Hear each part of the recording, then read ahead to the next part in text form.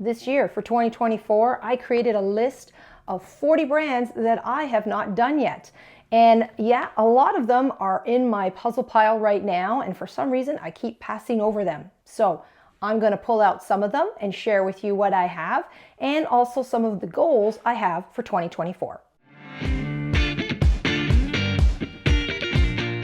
Hi, I'm Sandra, also known as the Puzzling Canadian, and welcome to my channel. It's 2024, so Happy New Year to you. I know at this time of year, everybody is really talking about resolutions and goals, usually in the area of finances, health, personal relationships, career, but I also like to set some goals in my hobbies. I know that may sound a little bit odd, but I find that if I don't set some goals, then I am just staying in my comfort zone, gravitating to the same types of puzzles, and it just doesn't become interesting. So each year I like to reflect and see what I can do differently, because it adds a little bit of excitement to the hobby because you're trying something new. So this year I have set some goals for myself. I've actually set 3. So the 3 goals that I have are: number 1, to improve my speed in puzzling. Number 2 is to try new brands that I've never done before, or new artists, or new images or styles of puzzles that I've never experienced before. And number 3 is to reduce my to-do pile. It is quite large. If you've been on my community tab recently, I have posted a survey so that the viewers can guess how much is in my to-do pile. So if you stay to the end of the video, I will reveal that number. So goal number 1 is to improve my speed in puzzling. Now, over the last few months, I've had several videos about my journey into the world of speed puzzling, so I'm not going to go into too much detail. My goal is really just to improve my pieces per minute. I recorded the time last year, and every day I'm just going to try to practice a little bit, try some new strategies, and see if I can get better. Even if I just get better by 2 or 3 pieces, that would be really good, but maybe it's more like 1 or 2 pieces per minute, I'd be happy. I just want to experience speed puzzling and see if I can do a little bit better. Goal number 2 is to try new brands, to try different artists or different types of images. And this is the goal that I really want to focus on this year, because I think it'll add a little excitement to my puzzling hobby. So I decided to kick off 2024 by working on this goal right away, and I picked an image that I have never done before. I've seen other puzzlers, YouTubers, people on Instagram do it, and I have to say it was a little intimidating for me, but I said I'm going to give it a try. And I picked out this one here. It is a jig puzzle. I think that's how it's pronounced. It's jigsaw backwards. Now this is a jumbo brand. I have done jumbo, but I have not done this type of image. This here, what you see on the box, is not what you see or what you're going to be assembling on the puzzle. What happens is the puzzle image is what these people are looking at. So you're basically just puzzling without an image. And that is the part that scared me the most. So I have, for many years, have seen these puzzles. I thought they were really interesting, but I need an image.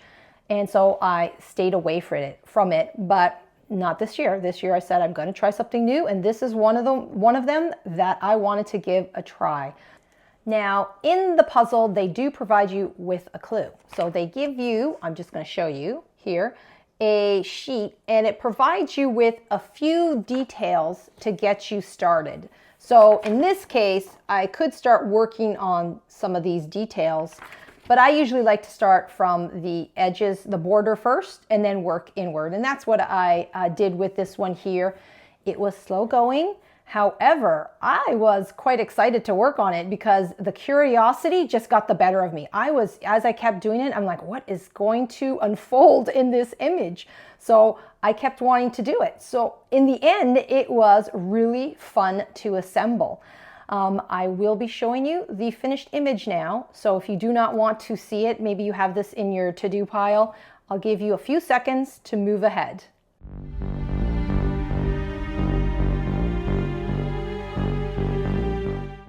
So here you have it, a very colorful and entertaining image. So many different facial expressions. I really enjoyed it. It was so fun to put together.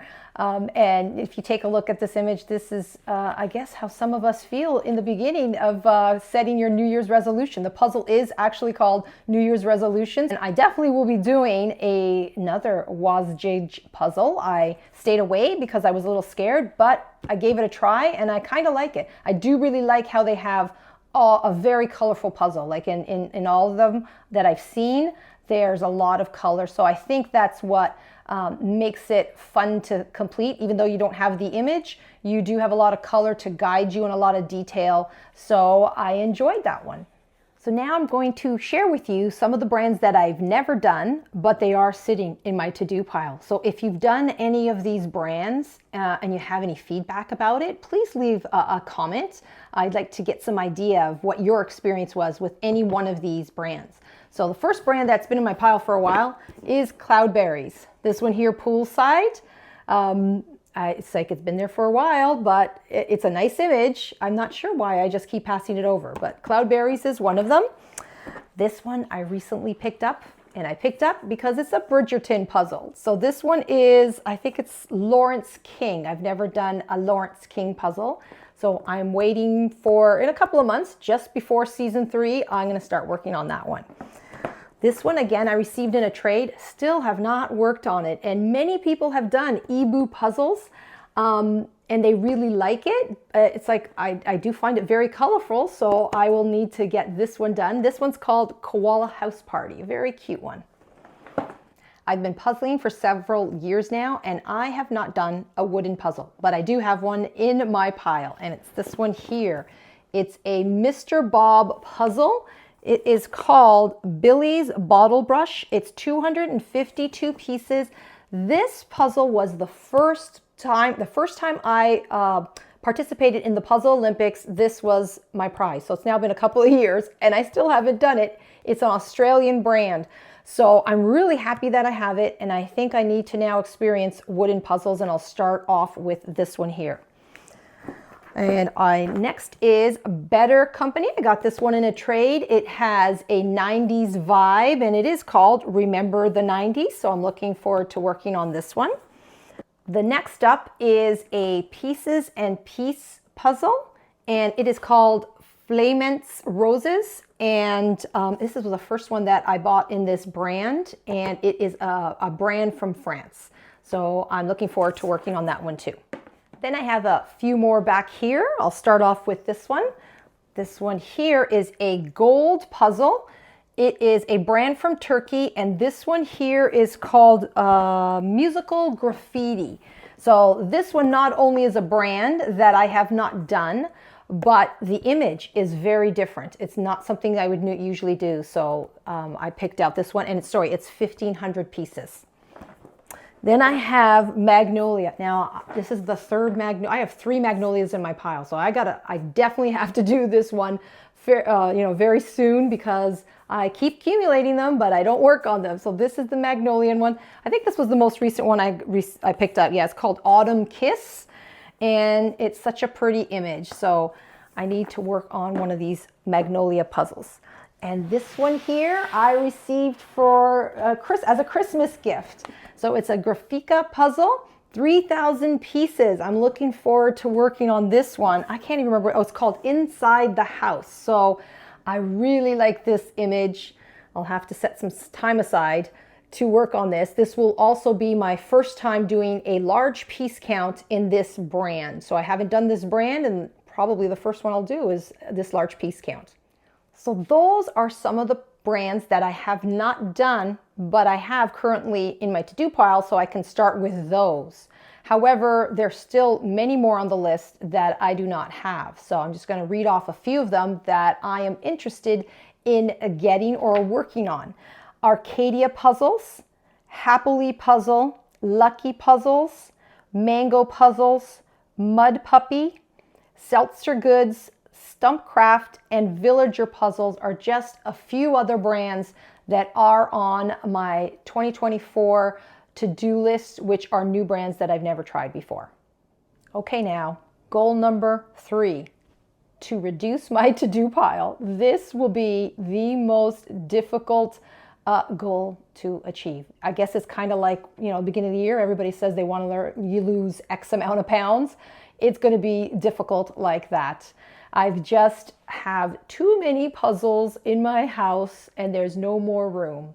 So I really have to put a focus on this year. I have tried to do it in previous years. However, I have no more space and I'm not buying any more shelves. So I got to do those puzzles and reduce the pile. And if you went to my community tab or visited my community tab last week, I put up a survey to see what you think I have in my to-do pile. At the time of recording, the majority was 50% said it was 163 puzzles. My actual to-do pile at the beginning of this year is 235. Yes, 235. I am not proud of that number. It grew. I tend to count my puzzles at the end of the year, beginning of the year, and then halfway during the year, just to see if I can just, make sure I control the amount that's coming in. So last year at this time, it was about 200. So I grew by 35 puzzles. So I really can't be growing anymore because I have no more storage space for them. I really should just be working on them. I think I calculated that if I were to buy no puzzles and just work on these, given the pace that I go through on a yearly basis, I probably would last, I think it's about 2.5 years without buying any puzzles. I'm going to focus on trying to reduce it. And I think what I'll need to do is every once in a while count my puzzles. Now, what I usually do, or for the very first time, is I counted all my puzzles and I wrote them down, inputted everything into a spreadsheet. So I have a running spreadsheet. And then each year I just go and tick off the ones that I've done. Or as I do them, sometimes if I can remember, I go take it off the list. So I have a running total, but I'll need to focus on this probably on a quarterly basis. I will also need to focus on either donating the puzzles that I think I'm not going to do because, over the years you accumulate puzzles. You think you're going to do it and then your style kind of changes or you have a different opinion about a certain image and you don't want to do it anymore. So I just have to be honest and donate them, sell them, or the puzzles that when I do them, I need to sell them and keep the trading to a limit because that's not going to reduce my pile. So that is what I definitely need to focus on because the pile just keeps getting bigger and I don't have as much time to puzzle them. So that is what I'm going to focus on for 2024. Now, if you know how much is in your puzzle pile, or maybe you'll go and take a count, I'd love to know. I know that on social media, many times people like sharing that information. I just find it fascinating how many puzzles people have. And it's a personal thing. So whatever they would like or can accommodate in their house, it's perfectly fine. So if you want to share that number down below, I'm curious to find out.